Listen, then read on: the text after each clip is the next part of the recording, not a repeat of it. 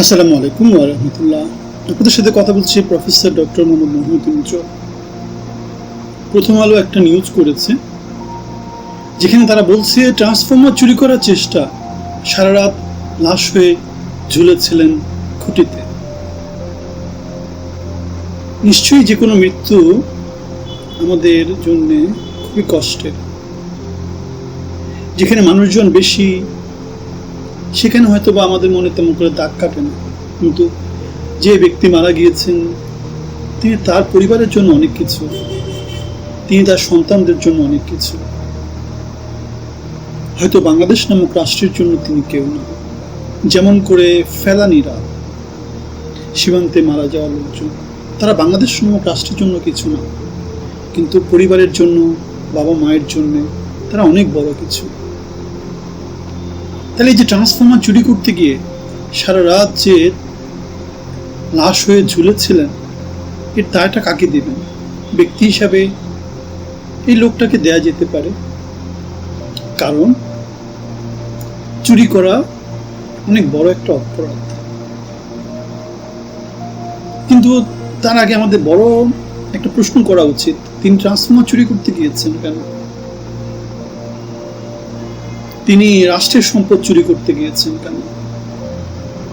এই প্রশ্নের উত্তর দিতে হলে আমাদের আগেই বলতে হবে যে রাজনীতিবিদরা কি চুরি করে? সরকারি বড় বড় কর্মকর্তা কর্মচারীরা কি চুরি করে? তাহলে যে ট্রান্সফর্মার চুরি করতে গিয়েছে, যে রিস্কটা জানে, সে রিস্কটা কেন নিয়েছে? পেটের দায় নাকি অন্য কোনো কিছু আছে? অন্য কোনো কিছু নাই। পেটের দায়টা কেন আসছে? কারণ সরকার বা রাষ্ট্র তার জন্য কর্মসংস্থানের ব্যবস্থা করতে পারেনি। সরকার বা রাষ্ট্র দেশের ইকোনমিকে উন্নত করতে পারেনি। অথবা আমরা যদি এভাবে বলি যে আমরা যোগ্য নেতৃত্বকে সরকারে পাঠাতে পারিনি, আমরা স্বরাষ্ট্রমন্ত্রী হিসেবে যাকে পেয়েছি তাকে আমরা যোগ্য মনে করছি না, তিনি আইনশৃঙ্খলা পরিস্থিতি নিশ্চিত করতে পারেননি। অর্থমন্ত্রী হিসেবে যাকে পেয়েছি তিনি কর্মসংস্থানের ব্যবস্থা করতে পারছেন না, ইকোনমিকে এগিয়ে নিতে পারছেন না। শিক্ষা হিসেবে যাকে শিক্ষামন্ত্রী হিসেবে পেয়েছি তিনি যথাযথ শিক্ষার ব্যবস্থা সমাজের মধ্যে ছড়িয়ে দিতে পারছেন না। অথবা রাজনীতি যারা করছে তারা জনগণের জন্য রাজনীতি করতে পারছে না, তারা আলিবাবা 40 চোরের জন্য, চোরদের জন্য রাজনীতি করে যাচ্ছে। সেজন্যই বাংলাদেশের চোরতন্ত্র, রাজনীতি থেকে পুলিশ প্রশাসন থেকে সরকার থেকে সর্বোচ্চ পর্যায় পর্যন্ত সব জায়গাতে চোরদের আধিপত্য দেখা যায়।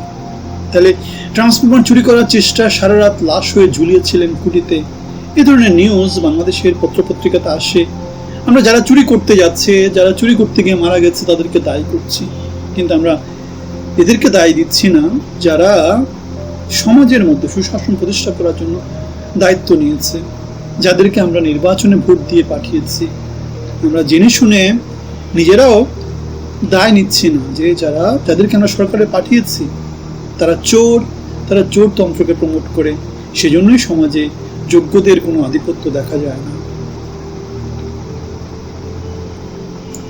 এখন শিক্ষার চাপ যদি রাজনীতিতে না থাকে, শিক্ষার চাপ যদি প্রশাসন পুলিশের মধ্যে না থাকে, সব জায়গাতে যদি দুর্নীতি তার জাল বিস্তার করতে থাকে, ছাগল কামড়ের মতিউর অথবা আমাদের শহীদুল হাজার হাজার কোটি টাকা যেমন করে লুট করেছে, আমাদের বেনজির হাজার হাজার কোটি টাকা লুট করেছে, আমাদের সরকার বালিশ কাণ্ডের রূপপুরের মতো এরকম হাজার হাজার ঘটনা বাংলাদেশের সমাজে নিত্য নৈমিত্য ঘটছে, কিন্তু সেগুলা পত্রপত্রিকাতে আসে না, অল্প কিছু দুই একটা আসে যেগুলা ভাগ বাটোয়ারা হয়নি। সেগুলা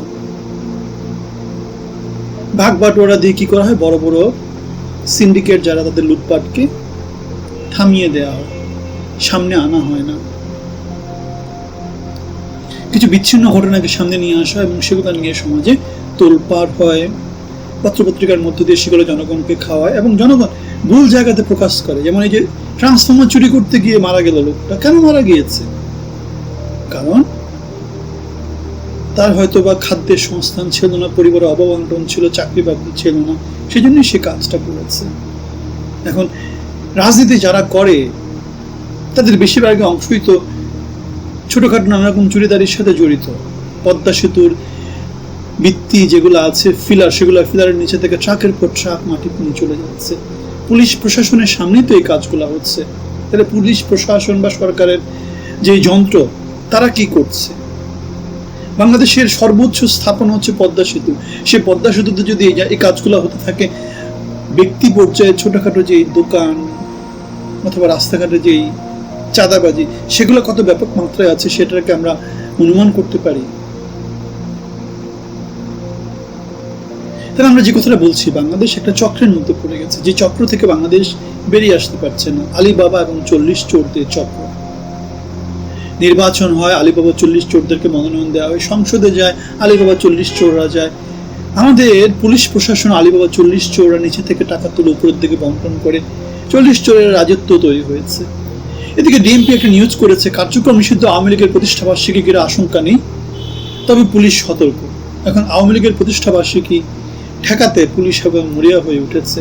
আগে যেমন করে বিএনপি নানা রকমের প্রোগ্রাম ঠেকাতে পুলিশ মরিয়া হয়ে উঠত, তাহলে সমাজের মধ্যে আমরা বৈষম্য দেখতে পাচ্ছি। আগে বৈষম্য ছিল বিএনপির প্রতি, এখন বৈষম্য হচ্ছে আওয়ামী লীগের প্রতি। সমাজ বৈষম্যহীন হয়নি। কোটা বিরোধী আন্দোলন হয়েছিল বৈষম্যের বিরুদ্ধে, কিন্তু আমরা বৈষম্য থেকে মুক্তি পাচ্ছি না। তাহলে এরকম সমাজ, এটাকে গণতান্ত্রিক সমাজ বলা যেতে পারে? এটা গণতান্ত্রিক সমাজ বলা যেতে পারে না। গণতান্ত্রিক সমাজে সব লোক, সব দল, সবাই যার যার অধিকার মতো চলাফেরা করতে পারবে, কাজ কাম করতে পারবে। এখন আওয়ামী লীগকে নিষিদ্ধ করে দেওয়া, জামাতকে নিষিদ্ধ করে দেওয়া, বিএনপিকে নিষিদ্ধ করে দেওয়া, এগুলো হচ্ছে সমাজে বৈষম্য তৈরি করা, জেনে শুনে বৈষম্য তৈরি করা। হাসিনা 17 বছর তৈরি করেছিল, এখন নতুন যারা সরকারে আসছে তারা তৈরি করছে। সুশাসনের বাংলাদেশের আমরা চিহ্ন দেখতে পাই না। আপনারা কোথায় কোথায় কি সুশাসন দেখতে পান সেটা আমাদেরকে মন্তব্যতে জানাতে পারেন।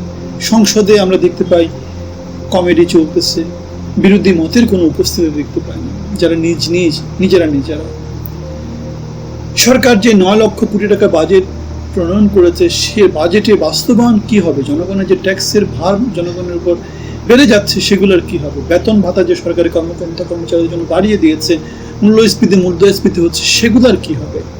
জনগণ কোথায় গিয়ে তাদের ঠাঁই খুঁজে পাবে? এই প্রশ্নগুলোর উত্তর সরকার দিবে না। সরকারের যা মন চাচ্ছে সরকার সেটাই করছে। সরকারকে তার মতামত চেঞ্জ করার জন্য কোনো রকমের শক্তি বাংলাদেশে এখন আপাতত নাই, যেমন করে হাসিনা 17 বছরে ছিল না। সুতরাং বাংলাদেশের জনগণ হাসিনার বিরুদ্ধে 24-এর আন্দোলন করেছিল। এখন তারা ক্রমান্বয়ে যে সরকার, তারা জনবিরোধী যে সিদ্ধান্তগুলো নিচ্ছে সেগুলোর বিরুদ্ধে কারা আন্দোলন করবে? বাংলাদেশে আন্দোলন করার মতো তার কেউ অবশিষ্ট নাই। আওয়ামী লীগ কি করবে?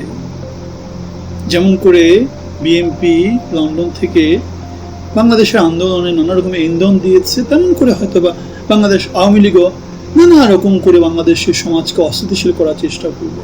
কেন দিন শেষে বিএনপি যেমন ক্ষমতায় যেতে চেয়েছে 17 বছর, আওয়ামী লীগ 17 বছর ক্ষমতায় ছিল, ফাইট করেছে যাতে কেউ তাদের মতামতের বিরুদ্ধে কথা বলতে না পারে, পত্রপত্রিকাকে তারা বায়াস করেছে। বাংলাদেশে এখন বিএনপি তান্ত্রিক সেরকম একটা সমাজ প্রতিষ্ঠিত হয়েছে। পরিবর্তন কিছুই তো আমরা দেখতে পাই না, যে আওয়ামী লীগের জায়গায় শুধু বিএনপি হয়েছে। এখন পুলিশ প্রশাসনের মধ্যে সবাই এখন বিএনপি হয়ে গেছে, আগে যেমন আওয়ামী লীগ ছিল। সুতরাং এই যে ডিএমপির যে সতর্কতা, সেটা হচ্ছে সবাই এখন বিএনপি মনা হয়ে গেছে, সবাই আওয়ামী লীগের বিরুদ্ধে চলে গেছে। এখন সমাজের মধ্যে বৈষম্য যখন অনেক বেড়ে যাবে, তখন বৈষম্য বিরোধী আন্দোলন হবে, কোটা বিরোধী আন্দোলন হবে, নানা রকম আন্দোলন মাথাছাড়া দিয়ে উঠবে এবং আলটিমেটলি তাদের ভিতর দিয়ে কোনো না কোনোভাবে আওয়ামী লীগ আবার বাংলাদেশের জনসমাজে, রাজনীতিতে ফেরত আসবে। আপনাদের মতামত জানাতে পারেন, আমাদের সাথে দ্বিমত পোষণ করলে সেটাও বলতে পারেন। আপনাদের সবার জন্য অনেক শুভকামনা। ভালো থাকবেন। আসসালামু আলাইকুম ওয়া রাহমাতুল্লাহি ওয়া বারাকাতুহু।